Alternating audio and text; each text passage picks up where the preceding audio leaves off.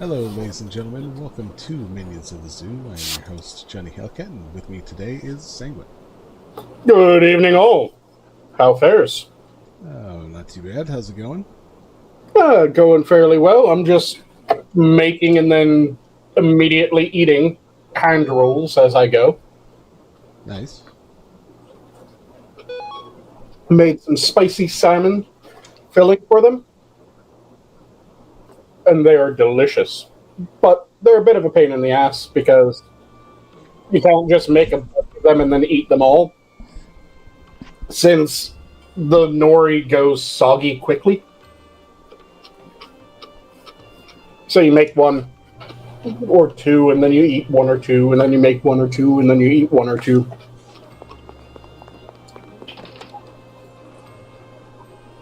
I do like me some sushi. Absolutely delicious. And the spicy salmon that I made is extremely spicy. Because you know how you make the sriracha mayo that they use for spicy salmon? Yeah. I have a sriracha mayo that I was able to find that is the hottest sriracha mayo that I've, or not sriracha mayo, the hottest sriracha that I've ever found. Because it is Trinidad scorpion, ghost pepper, Carolina Reaper, and Scotch bonnet. The Scotch bonnet's just for flavor in that, which normally Scotch bonnet isn't the most spicy pepper, but normally it's on the upper side of peppers when you're talking about a blend. The Scotch bonnet will be one of the hotter peppers in it. This one, it is handedly the mildest pepper. Because the Trinidad Scorpion and Carolina Reaper are both pushing 3 million Scoville units. Ghost pepper is 1 million Scoville units. And the Scoville units are the amount of hot. It's a unit that denotes how hot a pepper is. Yeah. So, do you want to, or do you know how they used to figure it out? And do you want to know how they used to figure it out? Science is how they figured it out. So, the way that it used to be determined is it was the number of spritzes with a sugar spray that it took in order to cool the palate. So, Dr. Scoville, in his initial experiment, got a bunch of different peppers and several volunteers. Then he lined up a series of peppers in front of them, had them eat one of the peppers, and then grab a spritz bottle, which was just a simple sugar solution, sugar water, and spray it as many times as they needed into their mouth in order to no longer feel the burn of the pepper. So you have very mild peppers that they take just like 1 through 10 spritzes.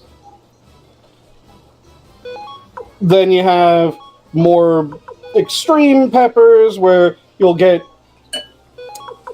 or more extreme by the Scoville original test, where it'd be like 100, 200, 300, 400 spritzes. So currently we have peppers that, like I said, are in the 3 millions. So that'd be 3 million spritzes? It would be 3 million spritzes. Huh. At a certain point, we decided this is getting ridiculous.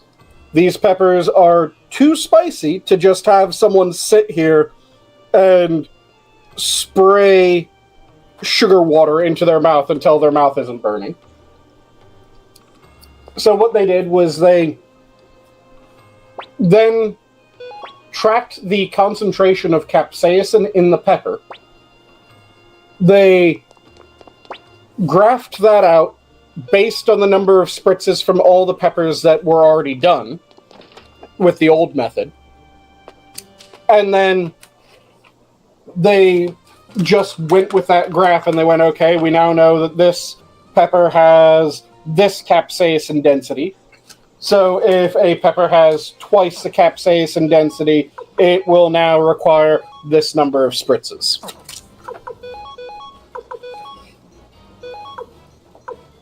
Does that change per whoever you're trying to spritz? So the Scoville, if you're doing the old Scoville method, then yes, it would change depending on who you were feeding the peppers to, how many spritzes it would take them to have their mouth cool off. But that's the reason why in the original tests, it was done with a group of people. So it wasn't just one person eating the pepper, spraying their mouth until it cooled off. It was, I think, up to like 100-something people. And then an average was taken. Okay. And then those averages, like I said, were used in order to graph that based off of the capsaicin content, which is the bit that actually makes peppers spicy. It's an oil, so it's oligocapsaicin, or oligocapsaicum, if you want to pronounce it more accurately. And then they graph that out and just use the graph of the old experiments now in order to determine the Scoville units. But yeah, originally it was spritzes of sugar water.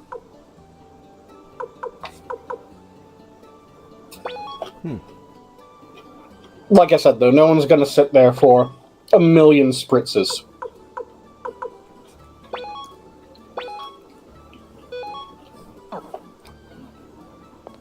And the hottest traditional pepper was the habanero at 300,000. Habanero is a rather spicy. Yep. So the habanero was the spiciest traditional pepper, and then the habanero was crossbred and selectively bred until they ended up with the ghost pepper, which took the 300,000 Scoville units up to 1,000,000 Scoville units.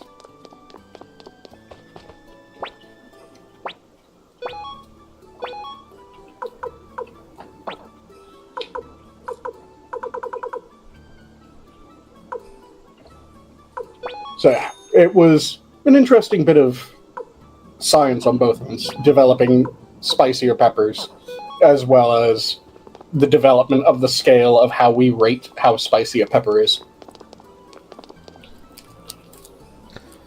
By the way, hey James Colley, Rock Corpse, how's it going? JB, good evening. Hey Jen.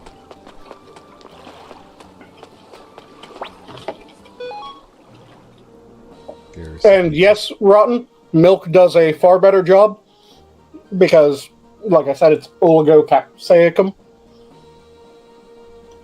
So it's an oil. Water and oil don't really mix, so what happens when you drink water? Typically you just wash some of the oil down your throat, and then you get the throat burn and the belly burn. Whereas if you drink milk, or anything fatty, anything oily, it is able to soak the capsaicin. It's able to be a solvent for that. So it dilutes the capsaicin so that you don't feel the pain. And then if you eat something that is spongy and has fats in it, bread being a really good example, it absorbs it. Pulls it off the taste buds as well. So yeah, if you are eating something way too spicy, get dairy and get bread. And just munch on dairy and bread for a little bit. It'll cool you right down.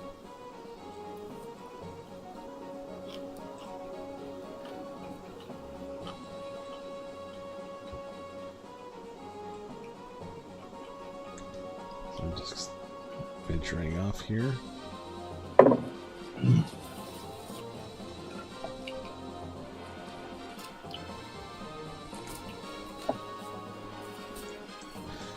Hey, Rotten, have you seen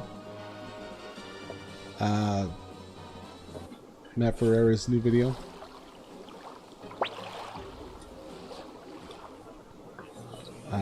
It's his Darwin Awards. Oh, who ended up in the new Darwin Awards? I haven't seen it yet. There's a couple people who, and he has King Trout on with him. Mm-hmm. And there's a couple people who, the first thing they do is they point the gun at the camera, and the guy Glorious. behind the camera. Mm-hmm. And King Trout even says, he's like, "Do you wince when you see the gun being pointed at you?" And Matt's like, "No, I'm kind of numb to it anymore." And I'm just like, I definitely was like, "Ew, don't point that." Like, yep.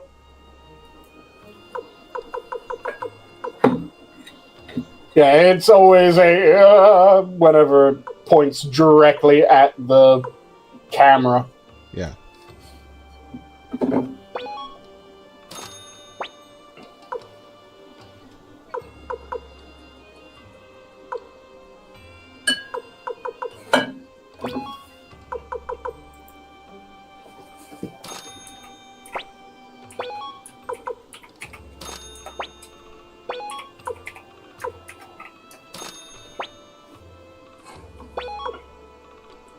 Headband, don't worry about that.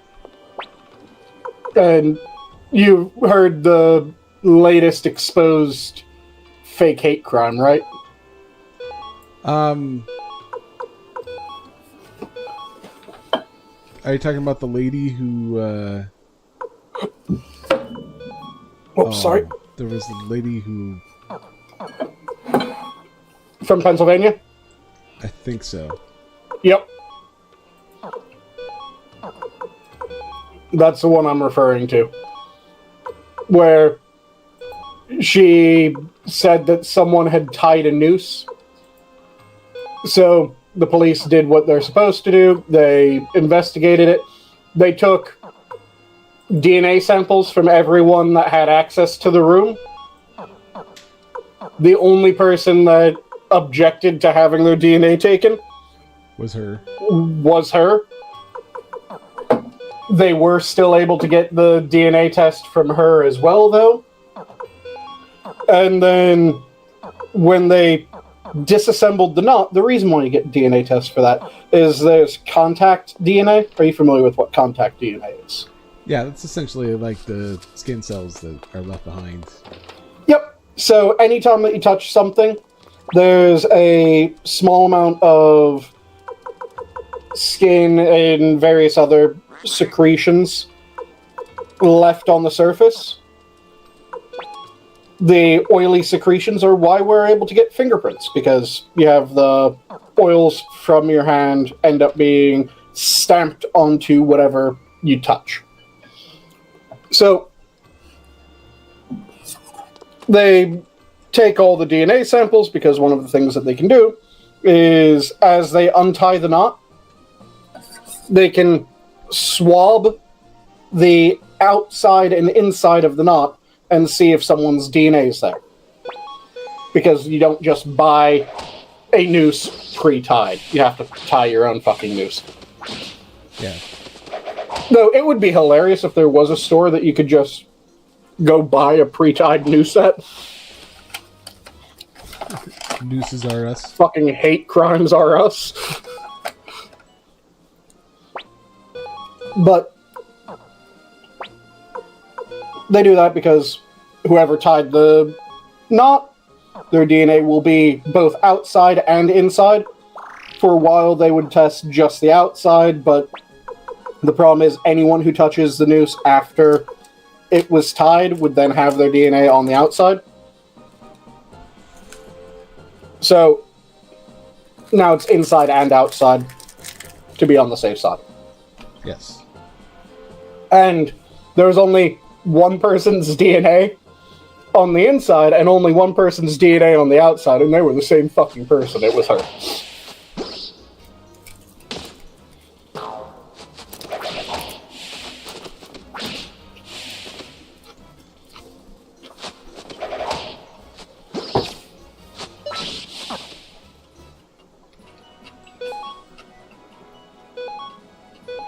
It's 4 levels, that's alright. No, it's just that, like, whenever anyone points the gun at the camera, I immediately just... Ew, don't... Yeah. You immediately picture either the gun being pointed at yourself or someone Alec Baldwin someone. Yeah.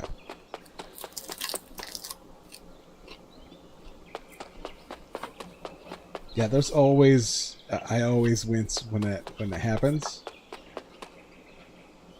And it's like, for the love of God, do you know what you're doing? Well, clearly not. Mm-hmm.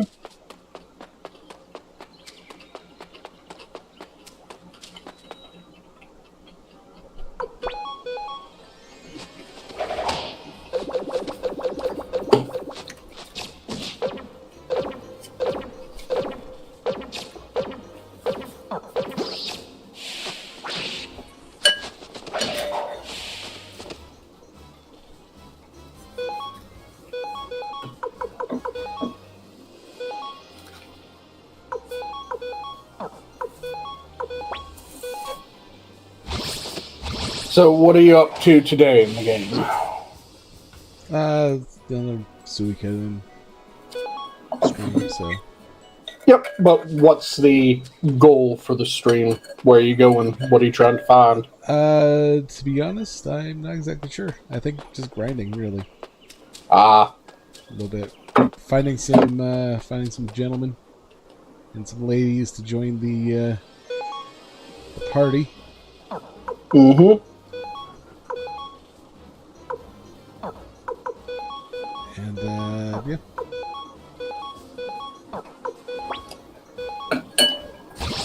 And I've run out of rice.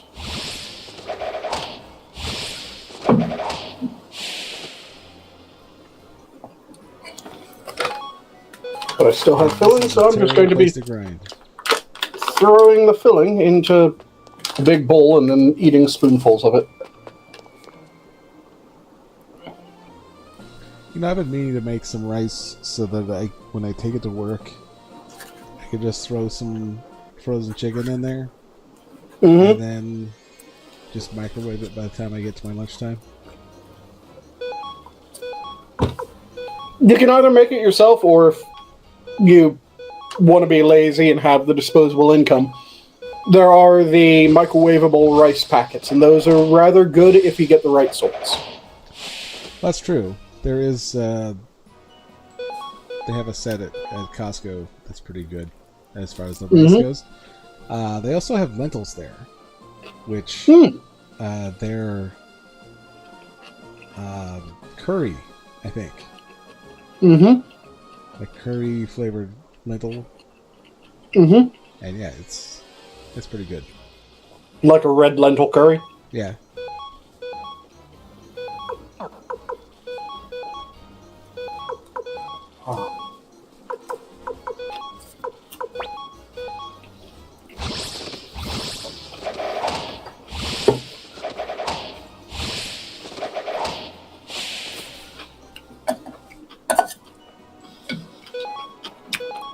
I need to find a decent place to grind.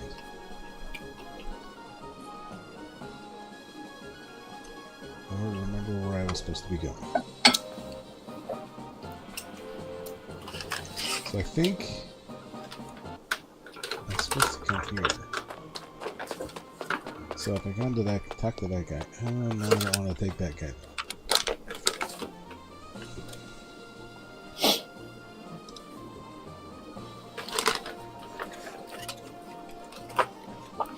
Yeah, like I said, there's little rice packs that you can get for microwavable rice.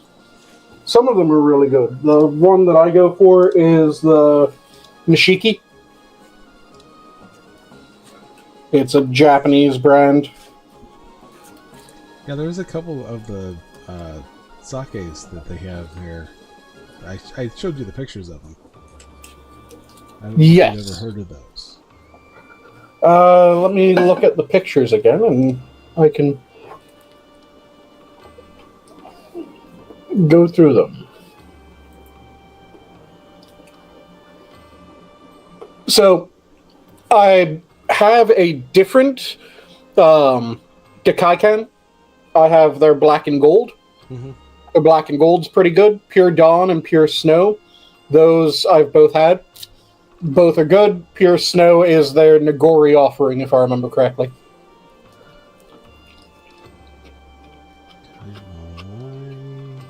Which, you know what a Nagori is, right? No. So, there's a bunch of different categories of sake. From table sakes, which are the lowest grade, to Junmai Ginjos. So, you have Junmai, which is its own categorization here. I may pull something up so I can give a full breakdown of it, because I've done a breakdown of sakes before. So I went through the different grades, and it's easier to just pull that up and go through that again. As if I'm 5, I think I'm now making the connection. That's Avatar. They're rotten. Yes.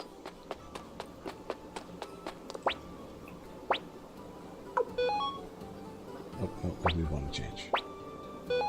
Okay.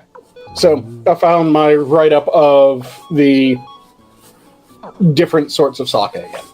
So there's 5 main types of premium sakes.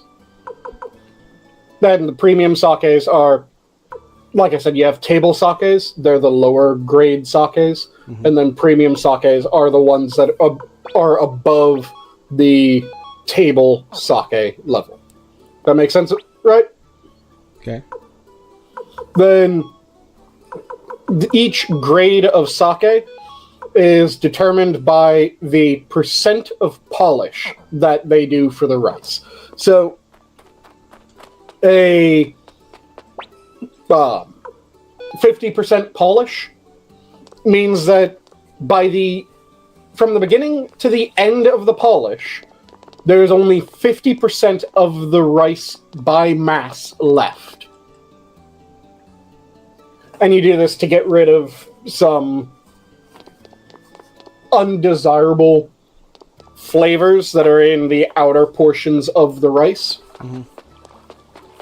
So, the more polished, the more expensive the sake is going to be, because it is dealing... They have to use more rice in order to be able to make the same amount of sake, because they're polishing away a good chunk of the rice. But it also means that it will have a more refined, or refined might not be the right way of saying it, a more consistent flavor. Let's phrase it that way.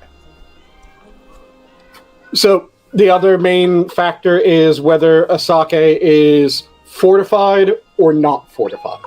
So, you know what fortified wines are, right? No.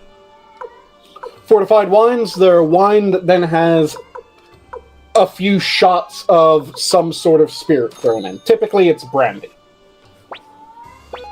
So, you'll have a fortified wine, which will be a, let's say, red wine, that then has its ABV increased by throwing in a couple shots of brandy, so that it is more alcoholic. There can be other alcohols that you throw in. It's typically just you'll match it to whatever sort of alcohol you're fortifying. So if you're doing a wine, then you'll do a grape based distillate.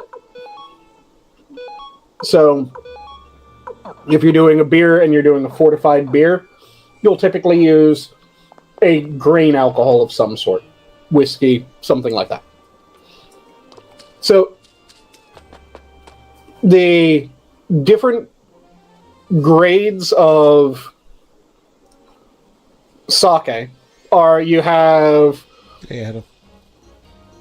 Futsushu, or Futsushu, which is a 70 to 90% polished fortified sake.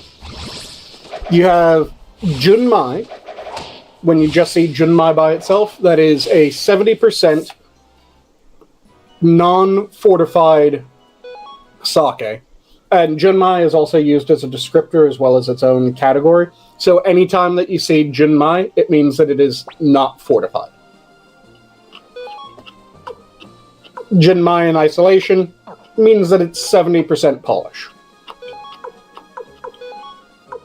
Then you have Hanjozo, which is a 70% fortified sake.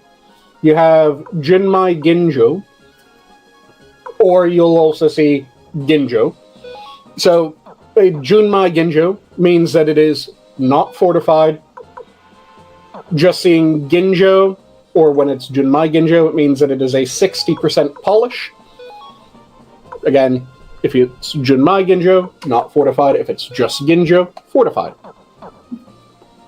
Then you have Junmai Dai Ginjo, or Dai Ginjo, which is a 50% polish from the Dai Ginjo part, but it can be down to as low as a 23% polish. So it's between 23 and 50 for Dai Ginjos. And again, Junmai, unfortified. Without Junmai, fortified. And fortifying sake just means that they're, again, spiking it with some brewer's alcohol. Then you have other sorts that also get thrown in. So one of the other types of sake that you might find is a Kimoto sake. I think that's the right name. A Kimoto sake, which is a wild sake. So a wild sake, with the ones that I named before, they use a known sake yeast in order to do their fermentation. With Kimoto, that is a lactobac fermentation. So, have you had wild ales or sour ales? Yeah. That signature tartness that you get from those is because it's a lactobac fermentation, and other things also get lactobac fermentation. So, kimchi is a lactobac. Mm-hmm. Lactobac just means a lactic acid bacteria.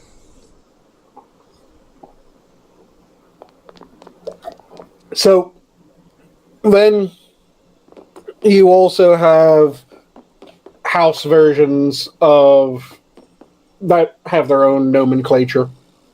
I didn't bother going into the house versions, but those tend to be lower grade. They are less polished. Doesn't mean that they don't taste really fucking good, just means that they're less polished. And because of that, they're cheaper. Then the one type that I didn't cover is you can have a Nigori of any of the sorts that I'd mentioned. And what a Nigori is all the sorts that I mentioned, they are filtered. So any residual rice starch is filtered out. So you're left with just the alcohol. a nigori will have the residual rice starch still in the bottom. So what you'll do is before drinking a nigori, you'll shake up the bottle a bit to get the rice starch mixed throughout the alcohol again. And it gives it a silkier mouthfeel.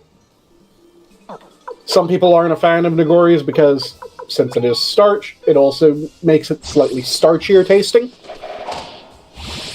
But, again, it gives a really pleasant mouthfeel. It's kind of like, have you ever had, there's a Korean alcohol, makgeolli? No. So, makgeolli is another rice wine. And makgeolli is kind of like a bubbly nigori, because it's a rice wine that still has the starch, so it'll look very milky, but it's also effervescent. Really nice taste to it.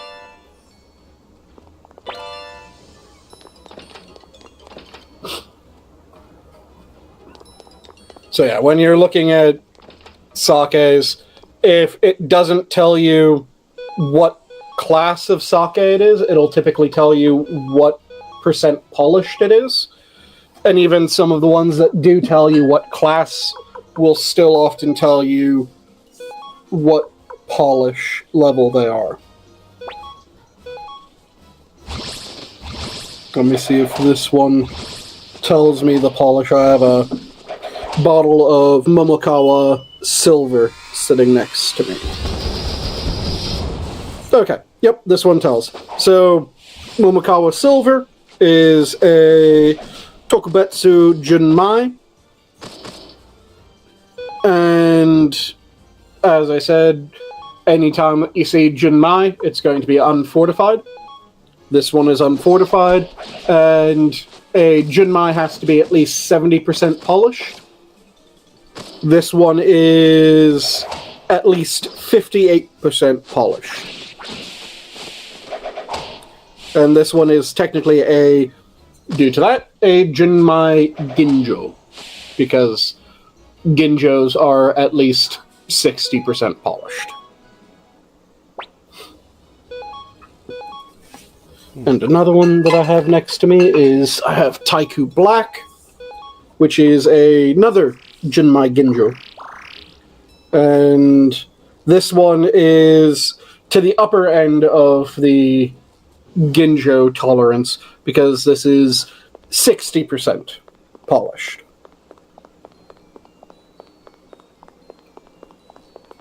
And typically the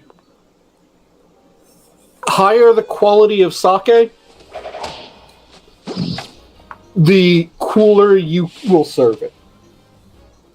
So, there are exceptions to this rule. There are very high-quality sakes that are still meant to be served hot. There are very low-quality sakes that are still meant to be served chilled. But typically, it's the higher the quality of sake, the lower the temperature that you're supposed to serve it.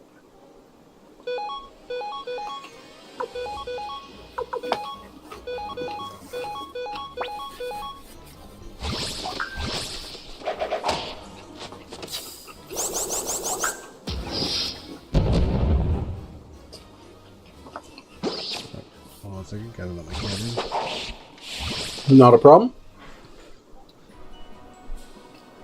Something's meowing. What is he meowing?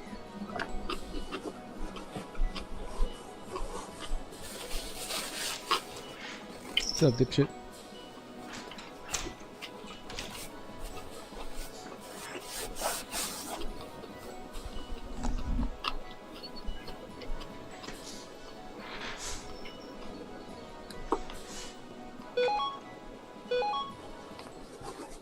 Yeah, I found the one there.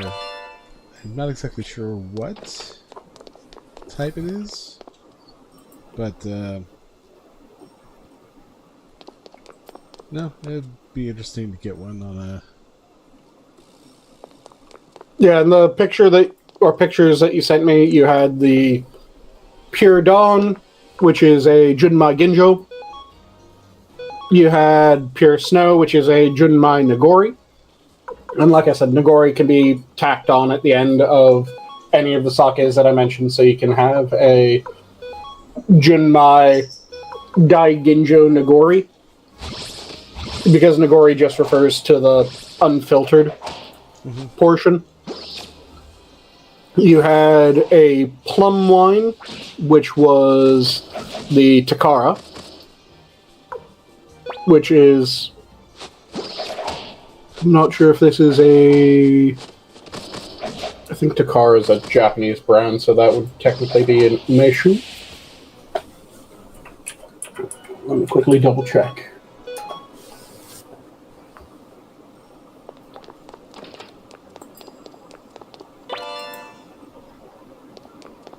Yeah, Takara is a Japanese company, so it is a umeshu. And umeshu is just the Japanese category for plum wines. Now, the Japanese restaurant they have in my mom's town, they have a plum, and it's pretty good. Yeah, the really nice ones, to my mind, are... You can find rather tart plum wines. And those are just absolutely fucking delicious.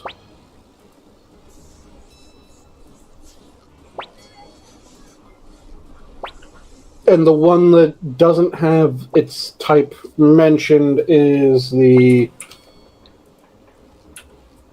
Gekaikan, which, let me check what their standard, because that's their mainline one. I just can't remember what Gekaikan's mainline sake is technically categorized under.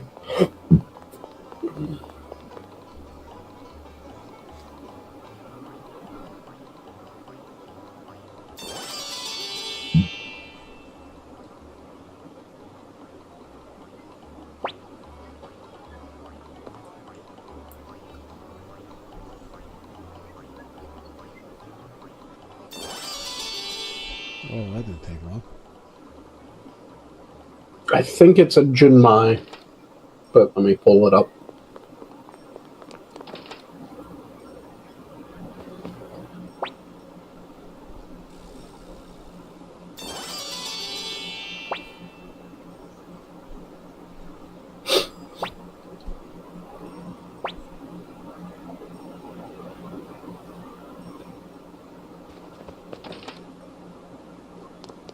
And also, the interesting thing about Gekaikan is both a Japanese and a US company.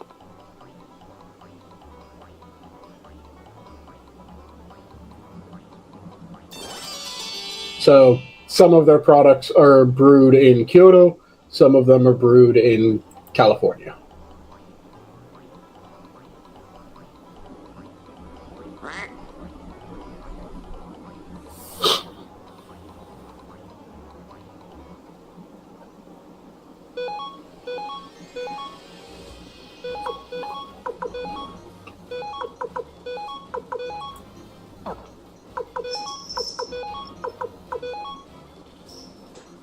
And that was their traditional. So let me pull up their traditional bottle and see what it says.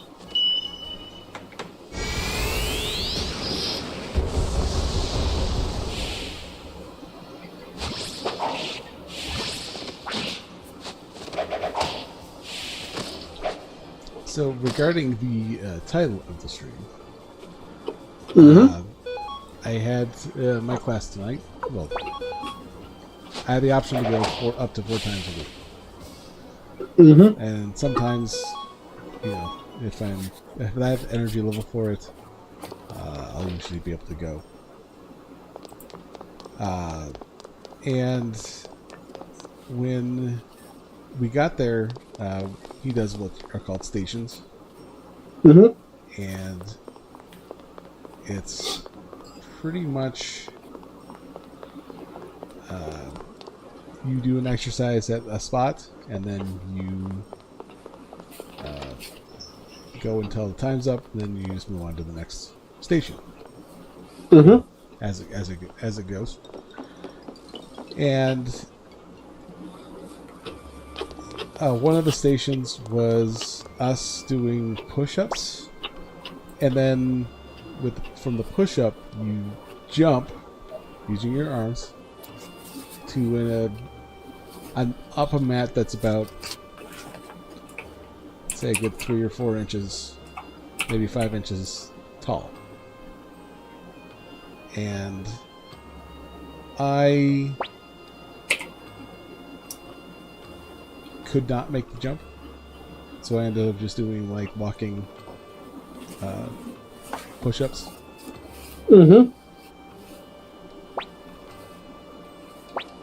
So yeah, and then they're just like, you can do this, and I'm like, no, I can't.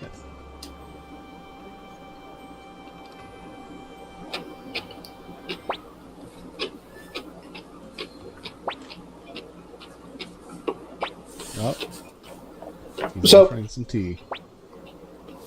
It is a Junmai. It's a 70% Polish Junmai.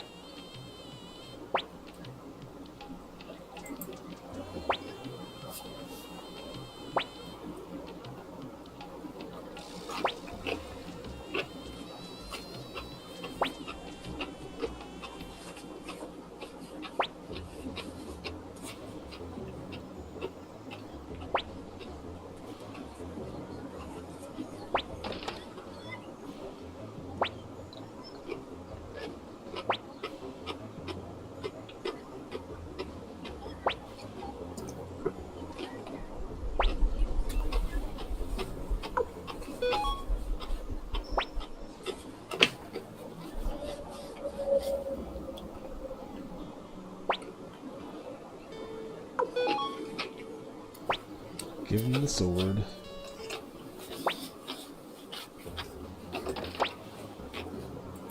Oh, yeah, here's the one. This is where I have the option to execute the guy. So I think that's what I'll go with here. And going by last week's poll, 100% of you voted to execute the guy, so... Dude's forehead is like twice the size of his face. That's not the guy. No, I'm saying... I know that's not the guy that we're executing. I'm just saying that dude's forehead is twice the size of his face.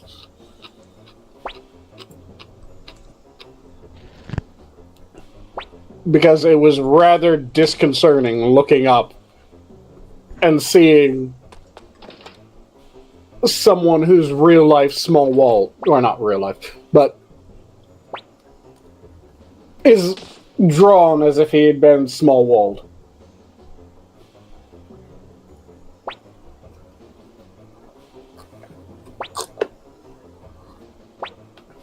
Okay, who am I getting rid of? I'll get rid of you.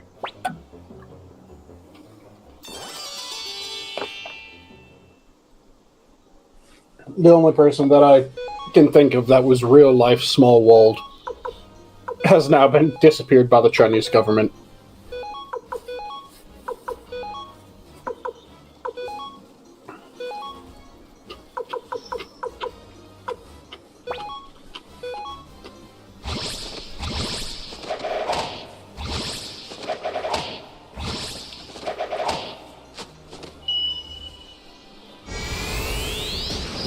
Yeah, that's pretty much the same with me. It's very rare when I drink on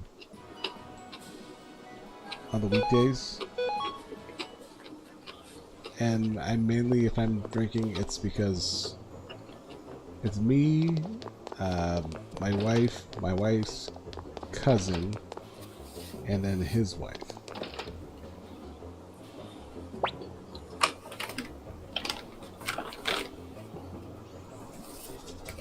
I drink with my dinners, and that's about it.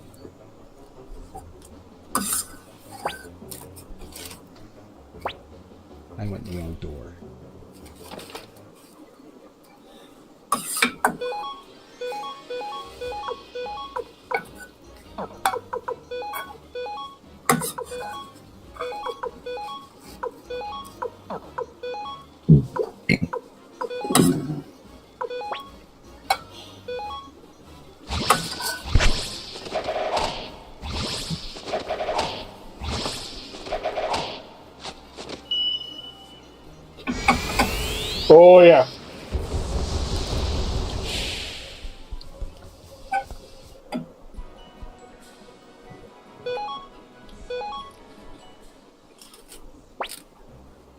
And the thing that's been annoying me recently when it comes to China is so many people are talking about how, oh, U.S. companies are having to, well, license Chinese battery tech, as if people have completely forgotten how China got that battery tech.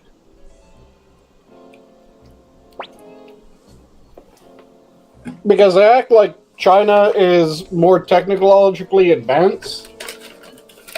The problem is that we're recognizing Chinese patents when we shouldn't be recognizing Chinese patents.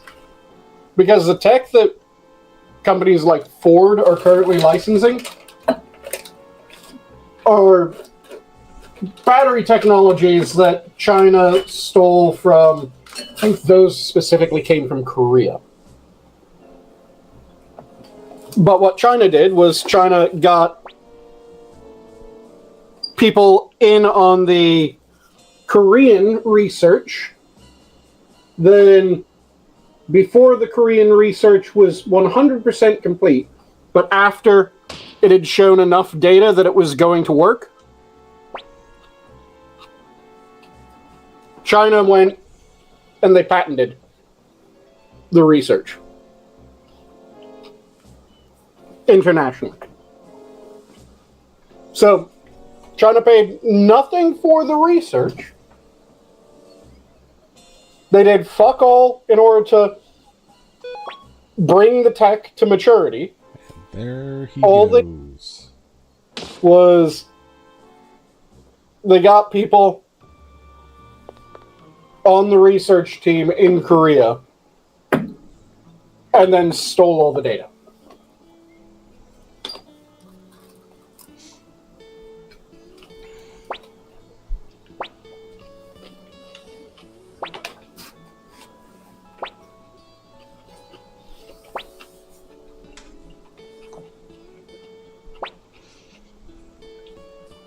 Just like a couple years ago, they stole Tesla battery tech. And about the same time, they stole Samsung battery tech.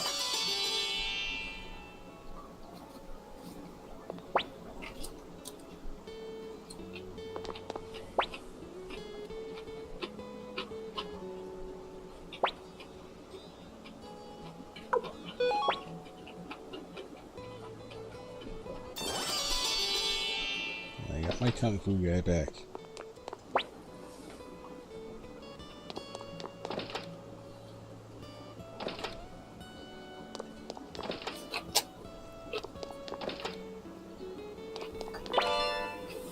I acquired an antique. Good for me.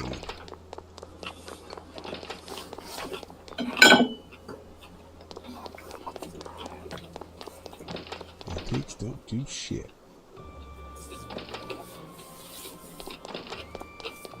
What's in here?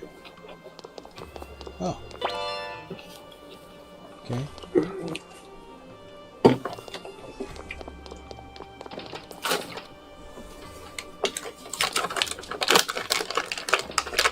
But yeah, the problem is that it should be, as long as China doesn't recognize anyone else's intellectual property,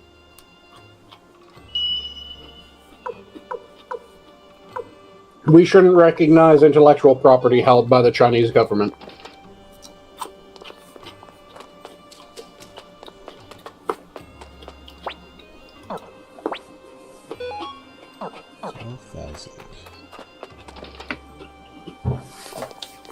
But yeah, I need to find a way to build up my arm strength. I am... And push or pull? Push. Or rather, I mean, both.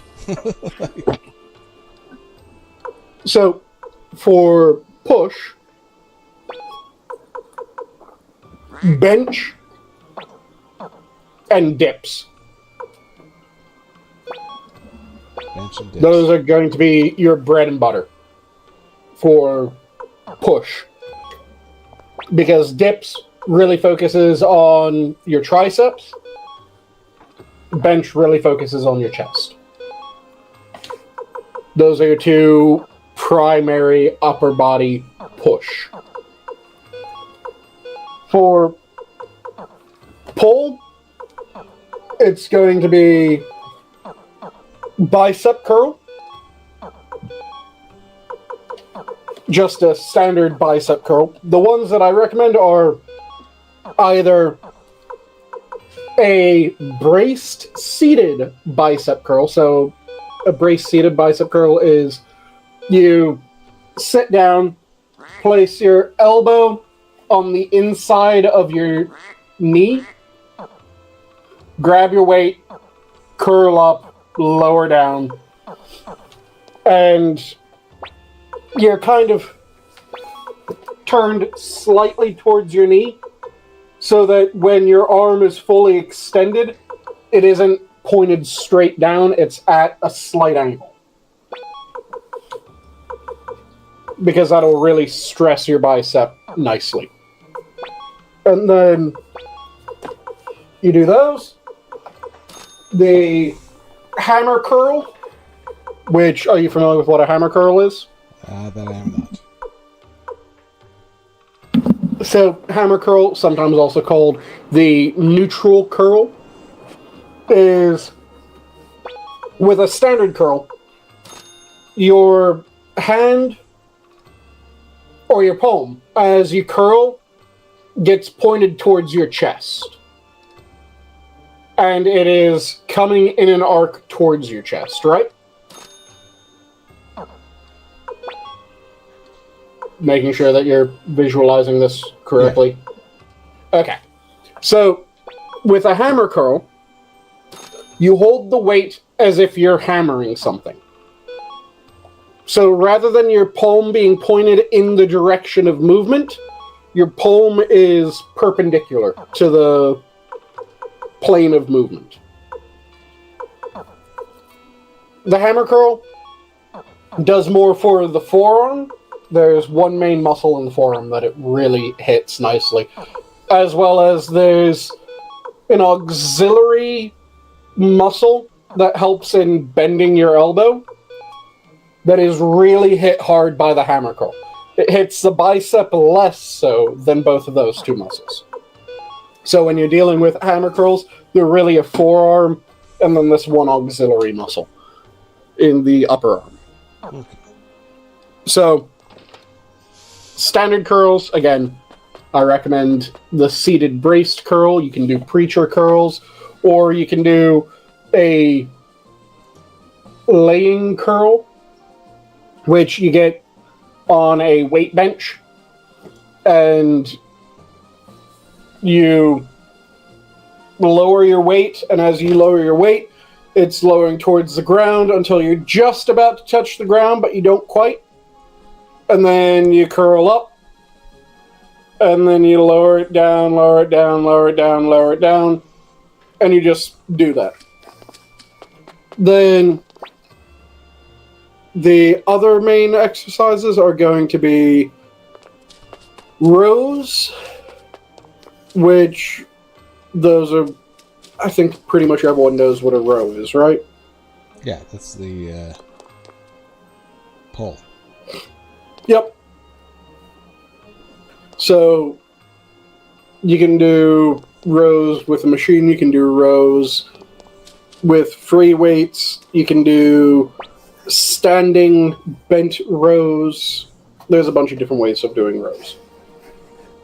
But yeah, those are going to be the three muscles that really help on your pull.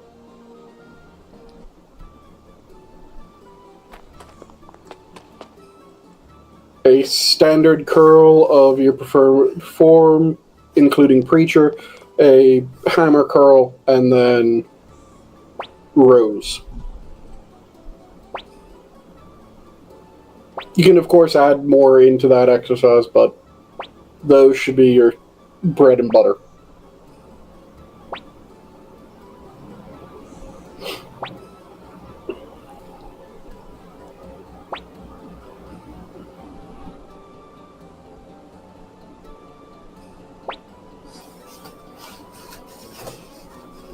And for the push, likewise, you can add in some additional, like, you can add in incline and decline bench as well. They hit the pecs at slightly different angles. Push-ups, if you don't have weights, do a beautiful job. And then as push-ups get too easy and you start doing too many in a set, start doing variant push-ups. So incline push-ups are probably the first one that you would go to. You might eventually decide to do levered push-ups. Have you ever heard of levered push-ups? Is that just like at an angle, like when you put your legs up on something?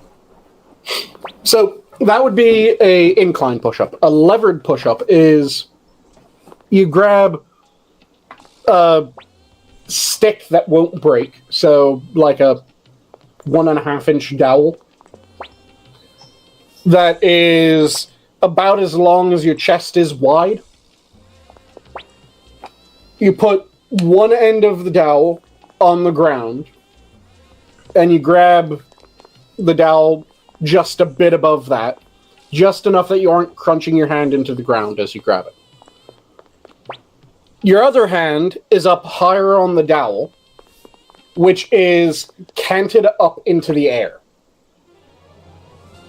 So as you're doing a push-up, you're balancing, and rather than it being both arms are pushing down, effectively one arm is slightly pulling up as the other is taking nearly all your weight. They're called levered push-ups.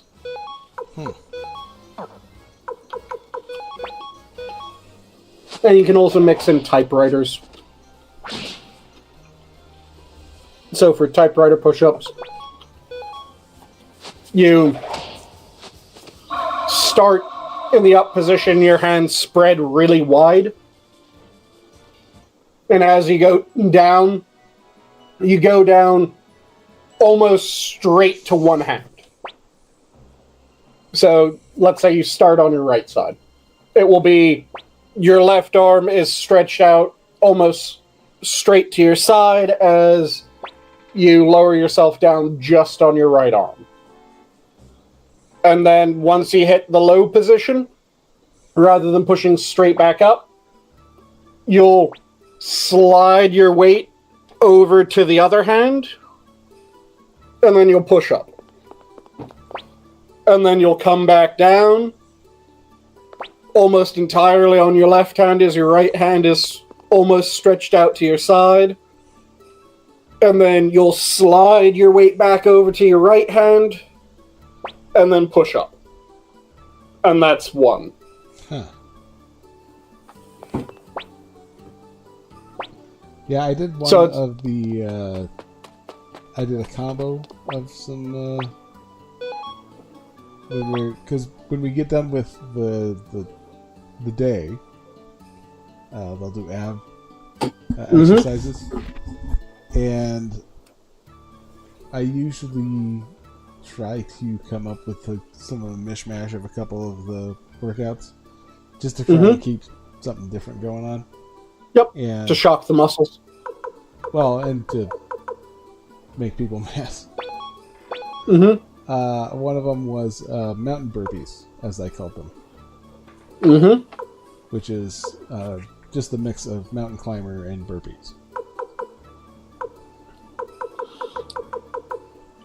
Have you ever done dragon flags? I have not.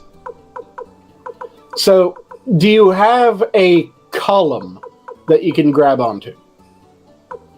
No.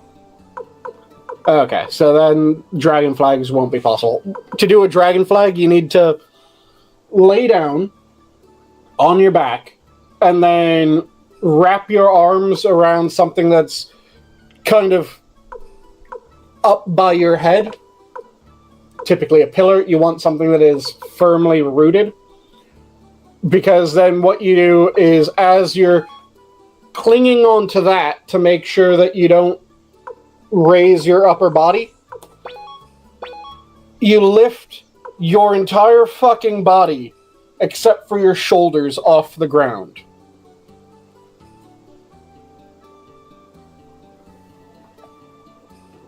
And it's kind of like the more extreme way of doing 6 inches. Which, the other name for 6 inches, that's just leg lifts, right? Yeah. So yeah, it's the more extreme way to do leg lifts, or 6 inches.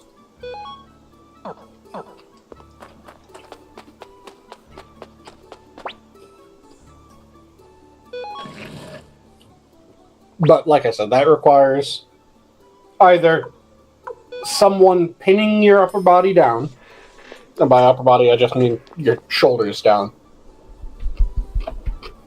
or requires like a pillar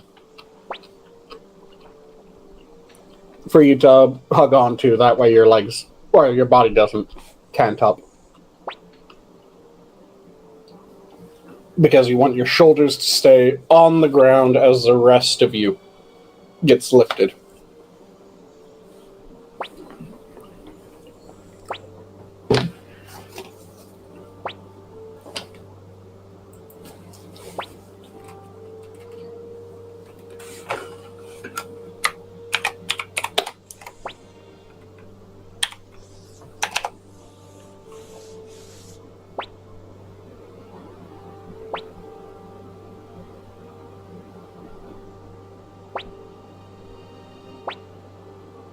Ah, yes, the elves and the dwarves. And the dogs.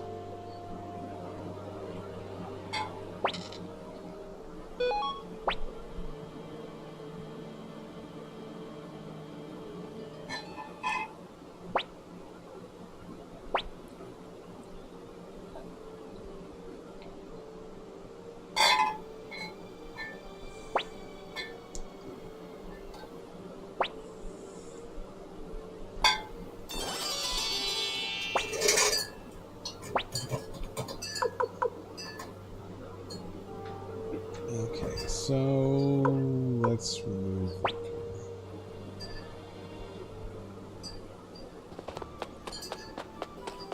If you don't like cardio, have you ever tried doing cardio lifts, Rotten?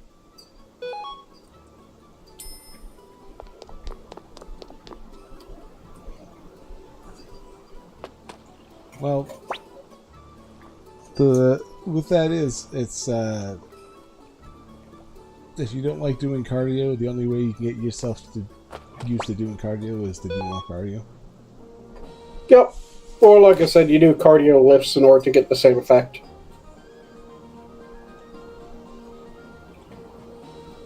Now, what's a cardio lift? So, rather than lifting heavy, you lift really light. And you lift light so that you lift a lot. And what you do is you'll do one set in like 5 or 6 different exercises where you don't take a rest in between. So you'll do a set of 50 bench, straight into a set of 50 curl, straight into a set of 50 skull crusher, straight into a set of 50 shrugs, straight into a set of 50 row, straight into a set, and you just do low weight, extremely high reps, back to back to back to back to back. So it gets your heart pumping like cardio, but it isn't running. It isn't biking, it isn't swimming. It's just doing it through a light lift.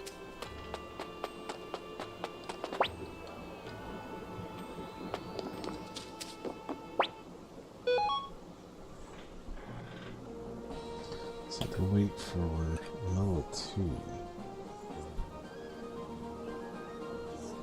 Yuck.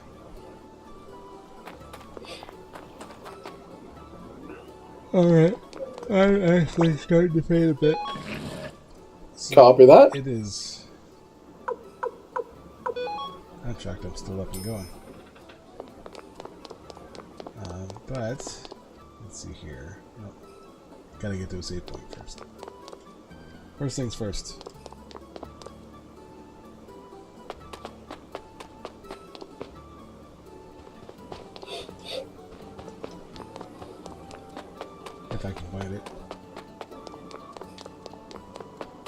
a big gift. Mm-hmm. I'll find out here. Alright. And so, tomorrow being the end of the month, it will be you tomorrow? I will be here tomorrow, yes. Alright. So you can join us tomorrow when Sanguine will be hosting. Yep. And with that, the zoo is closed. Have a good night, everyone. Have a good night, all.